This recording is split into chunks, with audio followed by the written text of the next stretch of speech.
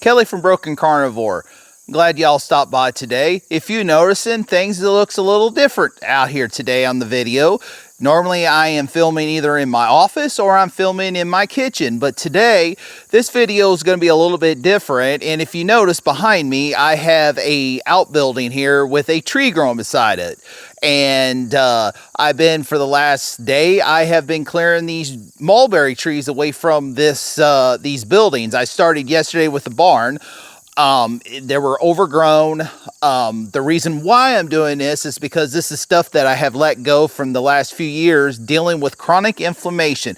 As a man working in the trades, I'm a maintenance supervisor for an apartment community here in Columbia, Missouri, and I have a physical demanding job where I am on my feet. So when you're dealing with chronic inflammation in your body, especially for me in my right hip, left knee, and I had severe plantar fasciitis in my left foot, it was hard to function. Well, when you get home, you don't want to be able to do stuff. You just want to sit. You want to relax. You want to do nothing. And being on carnivore for over 400 days now, a little over a year, I have overcome, and that chronic inflammation is gone. And I can be able to do stuff. But the last 2 years, I let things go. So this week, I had took PTO, or vacation, which we use PTO, paid time off, to be able to get stuff that I need to get done.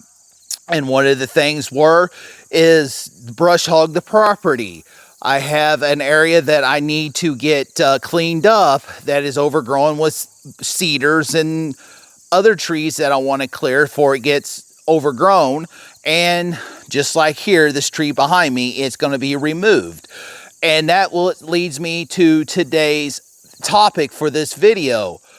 Why is it important to get some sort of exercise or movement? Well, as beginning in time, as God created the human beings, we weren't meant to sit around. We weren't meant to be lazy. We were meant to function. That's why we have, arms that moves. We have feet that moves. We have legs. We have a brain that is reprogrammable, that we learn, we train. And as time goes, I believe that we were created by our Heavenly Father that created the heavens and earth. But where evolution comes in is where we evolved over time, rethinking the wheel, where we understand what things that we can make easier. This is where we got smarter. We started thinking. We were originally, as time goes, after the first humans were kicked out of the garden, we became hunters and gatherers. We had to figure out how we're going to get our food, how are we going to maintain it, how we're going to grow it. So that is the things that God had put in us to reprogram. We went to become farmers. We built. We created things, and over time, there was the technology. Even though the technology they had back then is different than we have today, over time it was evolved. And as we got into the 18th and 19th and 20th century, we started getting easier and easier. Like transportation. We used to primarily walk where we need to go or hike. But over time, we learned let's break horses. Let's learn to ride them. Let's create chariots, wagons, buggies, stagecoaches. And then as we got into the 19th century, let's create a system, steam engines, and made it easier and easier. And over time, even though we still had physical labor and physical demand, we were getting less and less and less working. And as we approached the 20th century, we ditched the horses on the farms. We went to tractors. We ditched the horses riding or to town we have now vehicles. Now, as we approach in the 20th century, now as today, things has changed. Our jobs are not as a physical demand. We are now creating AI that's replacing a lot of jobs. And the one good thing about, even we're in the 21st century, like my job as a maintenance, well, AI could never replace that, because you're not going to be able to send some AI machine robot to go fix a water leak, because it's going to destroy it. I know someone's going to say, oh, yes, we can. You can program to be smart enough to fix it, but time you get in there and with that water leaking, the robot or the machine's going to get fried. So there's always going to be the physical labor. So as we are approaching, we today are sitting a lot more. We have more office jobs. We're not moving. We have an issue with nutrition. Nutrition is very important, but the second part of the equation of why we need to be healthy is we got to have physical movement. I know that I wake up every morning and I have a stiff ankle. Once I get moving and moving around, I'm great. I feel good. I'm walking, but I'm still stiff after sleeping 6 to 8 hours in my bed in one position. It's going to affect that.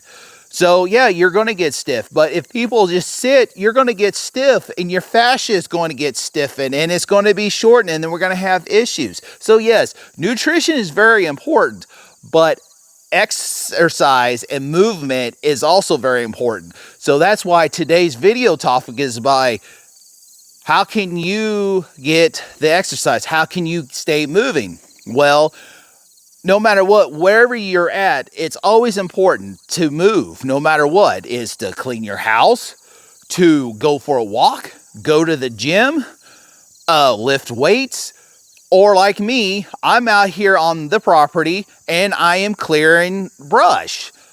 Yesterday I started this project and I did the barn. I did it from one end to the other. I weed eated all the tall grass. I cut the trees down, and I also brush hogged this barn lot. And so today I will show you a little bit of what I am doing here, and I'm going to take you along, and I'm going to remove these trees from this shed here that's behind me, and I'm going to weed eat and clean up. There's also over here, if you look over to my left, you'll see there's a big cedar tree that's got to be removed and another mulberry tree that's got to be removed, because there is a gate that's been tied up that I have to get moved so we can put it against the neighbor, so my neighbor can get her equipment, her tractor, back and forth, because this is the easy access between my property and her property. And that is another thing that I want to help with. That's part of this project of stuff that needs to be done on this property. So I'm going to set this camera up, and we are going to get started, and I'm going to bring y'all along as I cut these trees, and you'll see how I move. I don't like exercise. I know as wintertime comes, I'm going to have some sort of that movement. I know a lot of it at work, and we're going to have snow removal and stuff, but it's getting to that time of year where I start slowing down, and I won't be able to do stuff outside because the days are getting shorter. So that's why I'm taking advantage of the PTO this week to get what I can done, so I don't have to worry about it on a Saturdays, because there'll be times I want to go have fun. I need to spend time with my daughter. I need to go do this, and I want to make sure that what I can get done, I can get done. So let's get started.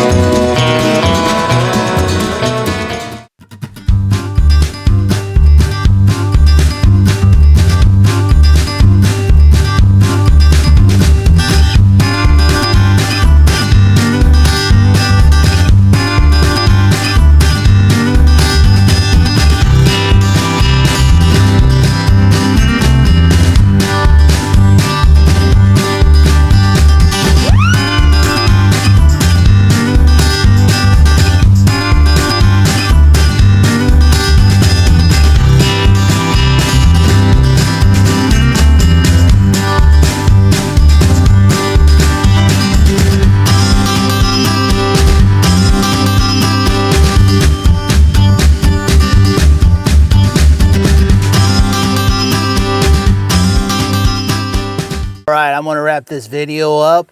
Before I wrap it up, I want to read 1 Peter 5, 8, and 9.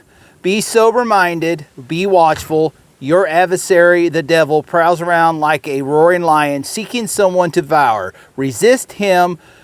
Stand firm in your faith, knowing that the same kind of suffering are being experienced by your brotherhood throughout the world.